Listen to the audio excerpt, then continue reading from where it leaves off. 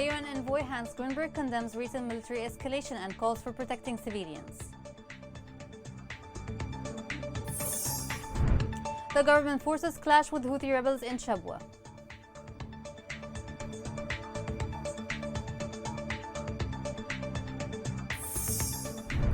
Houthi rebels allow United Nations flights into Sana'a airport.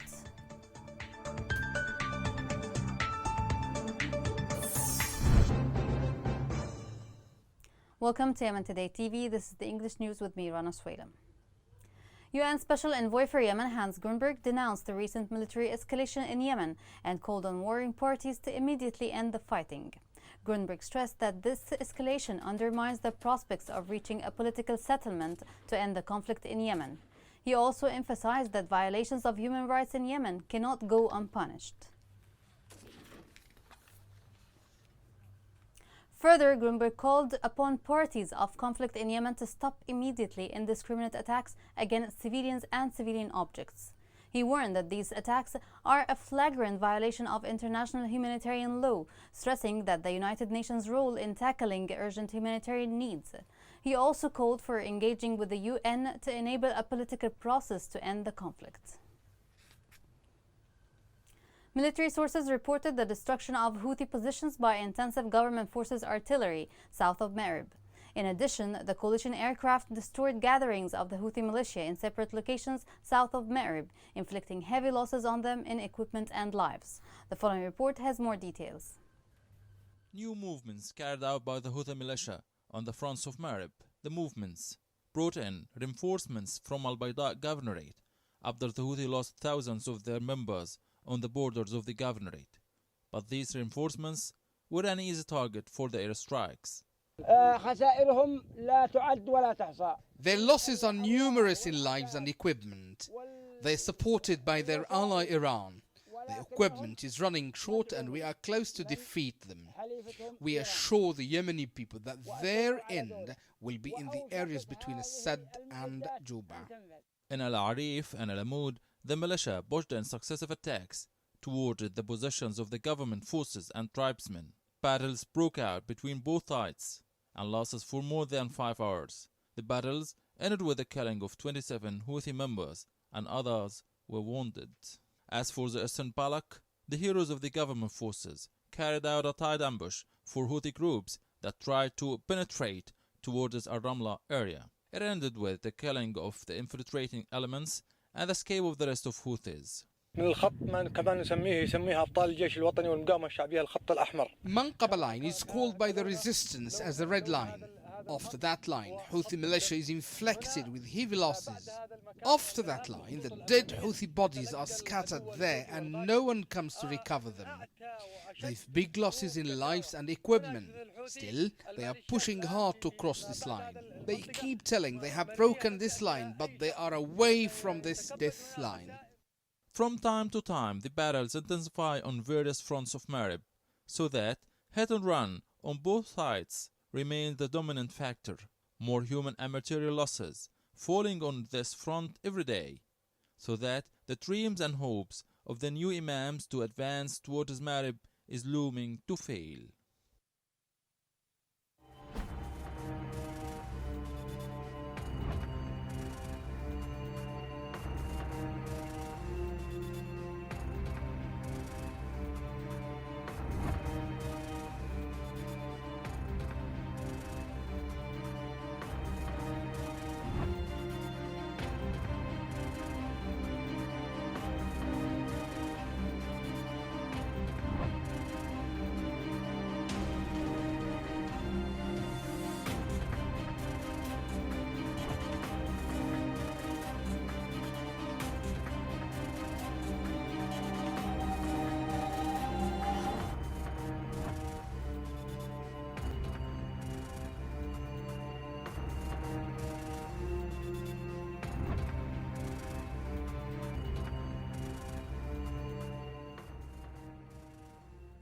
Two Shabwa sources reported that two big explosions rocked the airport of Atak, the capital city of Shabwa. They added that the explosion targeted a military commander in the joint forces. Also, a number of Houthis were killed and wounded during clashes with the government forces. According to military sources, the clashes erupted on the borders of Shabwa. This comes after videos were circulated showing big numbers of the joint forces arriving to Wadi Hassan in the outskirts of Zanzibar. It added that the joint forces will go to the west of Shabwa to liberate it from the Houthi control. Moving to Taiz, coalition jets targeted gatherings of the Houthi militia, and the air raids killed and injured dozens of Houthi rebels, including senior military leaders. Also in Maqbana, northwest of Taiz, a civilian was killed and others were injured by Houthi shelling that targeted a house. The coalition revealed that more than 30,000 members of the Iranian-backed Houthi militia have been killed in confrontations since the start of this year. It disclosed also evidence of the involvement of Iran and the Lebanese Hezbollah in the war in Yemen, and their constant support to the Houthi militia. More on the Iranian role in Yemen is in the following report. Houthi so-called preventive security launched a campaign of arrests against officers in the Yemeni military and intelligence services. The move comes days after the coalition published videos of Hezbollah's involvement in Yemen. The arrest campaign included dozens of members of security and intelligence service, which is under the control of the Houthi militia, in addition to non-commissioned officers working in the military intelligence headed by the terrorist Abu Ali al-Hakim.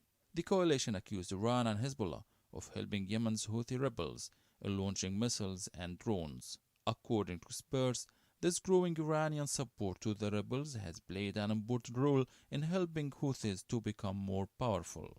In addition to providing the group with an increasing number of small arms, Iran has been delivering more advanced and lethal weapons as well. In many cases, Iran uses complex smuggling networks to provide more technologically advanced parts for Houthis. The latter, in turn, assembled these parts into working weapons with technical assistance from Hezbollah and Islamic Revolutionary Guard advisors. Some reports are seeing Yemen as being used by Iran as a platform to send weapons to other armed groups it supports. The United States said before that Tehran's support for Houthi group is quite significant and is lethal too. Since taking office, Biden has made Yemen a priority and appointed Tim Linterking to help revive stalled United Nations efforts to end a conflict widely seen as a proxy war. Looking at the whole picture, Will Atbar are invited to do more for ending this evil Iranian-Houthi partnership that may spell havoc to peace and security in the region. Aviation in Sana'a International Airport has been resumed for flights by the United Nations and other organizations. Houthi rebels said earlier that the airport had stopped operating after the coalition airstrikes. The coalition said it only attacked military targets at the airport, where drone strikes are being launched against Saudi targets. The United Nations said a team visited the airport on December 21st to assess the damage caused by airstrikes and noted that it remains operational for emergency humanitarian use. The Director General of UNESCO and UN High Commissioner for Human Rights expressed their deep concern over the safety of two of their staff members who were detained early November in Sana'a. They added that the UN hasn't received information about the whereabouts or legal basis for their detention, despite earlier assurances made by Houthis to release them.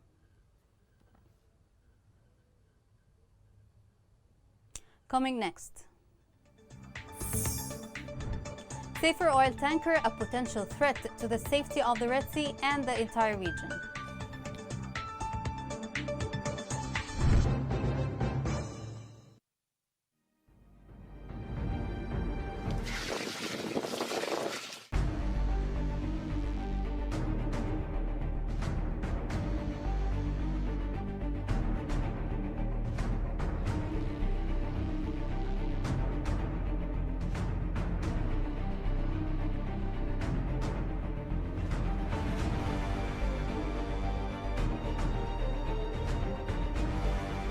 اضطرينا نحن نغادر من ذي وزحنا.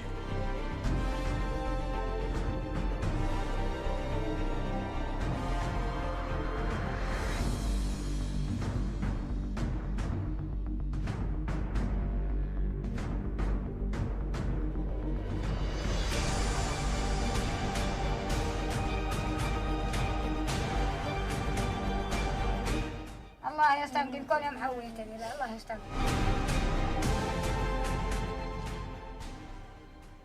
Welcome back. A local official in Hodeidah revealed that spills started to come out of the aging oil safer tanker yesterday. Deputy Governor of Hodeidah said that the leak took place in the oil pipeline extended to the tanker and warned of a potential disaster that threatens the Red Sea and the entire region. The following report has more on this story. Mr. President, the Security Council holds the Houthi militias accountable for any economic and environmental disaster resulting from the Safar oil tanker. The tanker has not received any maintenance or repair, which would make it a ticking time bomb. The Safar time bomb is a floating storage and unloading unit tanker moored off the western coast of Yemen, 60 kilometers north of the port of Hodeidah, and is used to store and export oil coming from Marib oil fields. An oil spill from the FSO Safar would be a major environmental disaster. Significant spill is likely to heavily impact the northwestern coastline of Yemen, including the Yemeni islands in the Red Sea. There is also potential for oil to drift and impact neighboring countries including Djibouti, Eritrea and Saudi Arabia. A major oil spill would be catastrophic for millions of Yemenis who already rely on humanitarian aid to meet their basic needs. It would have a significant impact on the livelihoods and the health of the people relying on the resources from the sea. We should also not lose sight of the humanitarian urgency of defusing the Safar tanker threat. The ship continues to deteriorate off the coast of Yemen, risking an oil spill that would devastate the livelihoods of nearly 4 million people. Previously, satellite images showed the start of an oil leak from the Safar floating reservoir in the Ras Isa port of Hodeidah. A Yemeni official had revealed a leak from the oil pipeline extending to the Safar reservoir of the coast of Hodeidah. Deputy Governor of Al-Hodeidah, Walid Al-Qudaymi, said that there is a leakage from the oil pipeline extending to the Safar reservoir, considering this is a disaster that will happen in the Red Sea. The United Nations postponed the visit of its team of experts more than once after Houthis retracted and reneged on their pledges to allow the team to maintain and empty the floating tank in order to avoid an environmental catastrophe beyond the region, while the Yemeni government accuses the militia of using the tank as a political blackmail card. The United States held the Houthi militia responsible for the catastrophe resulting from the tank leak. The Safar tanker remains an environmental, humanitarian, and economic threat of vast proportions. The Houthis bear responsibility for this situation, and the United States supports discussion of any solution that can safely and urgently address it. The ongoing conflict and resulting instability in the region have a significant impact on the contingency planning work. Current situation would also impact the capacity to mount a response in the event of an oil spill, in view of the limited resources in the area, and more importantly, the security situation arising from the civil conflict in the country.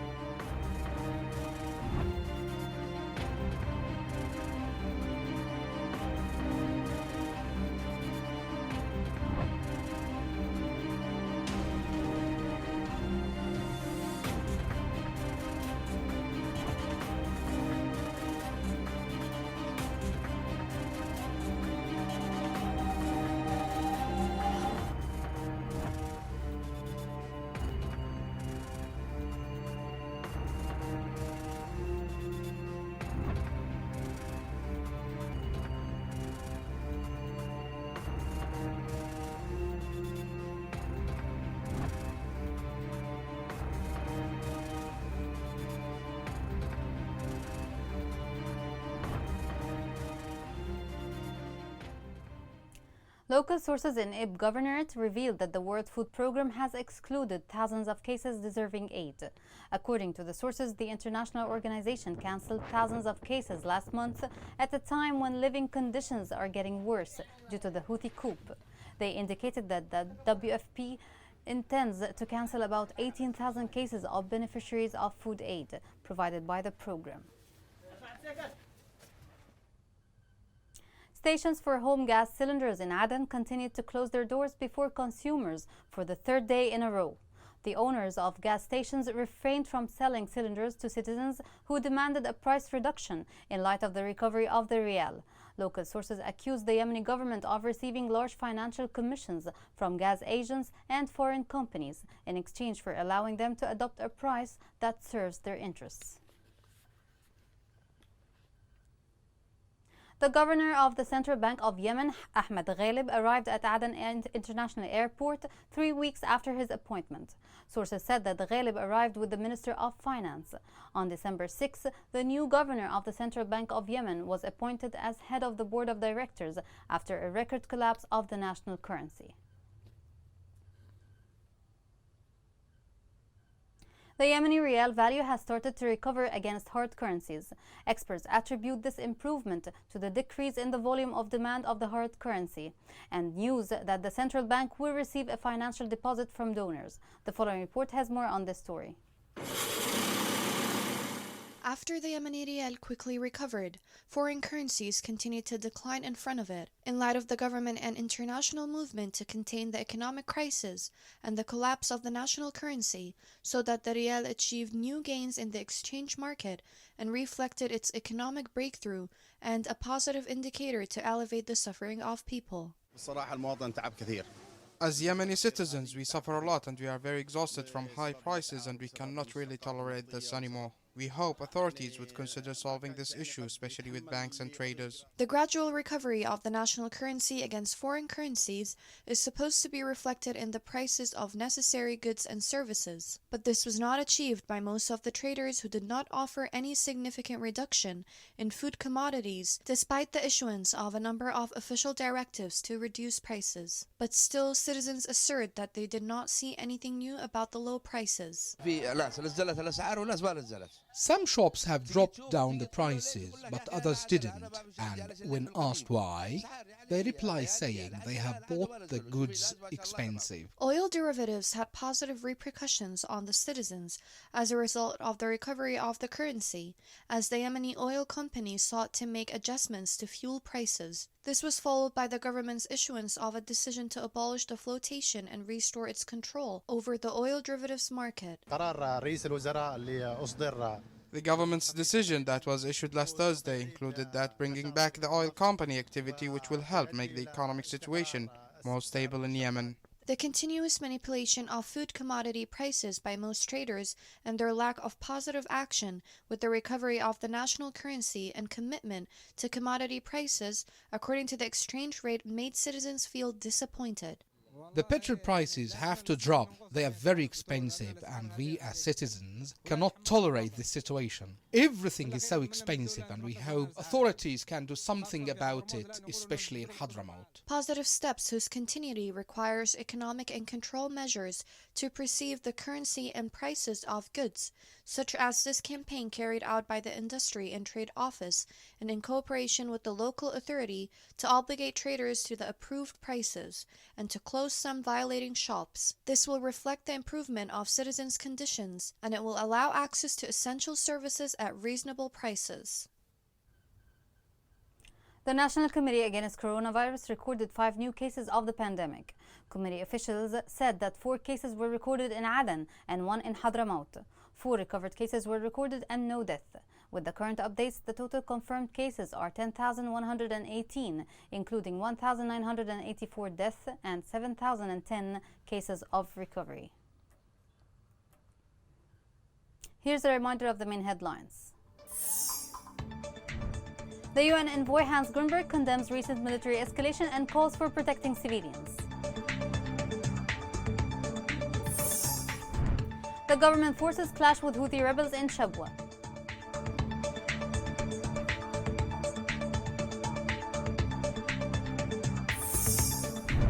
Houthi rebels allow United Nations flights into Sana'a airport.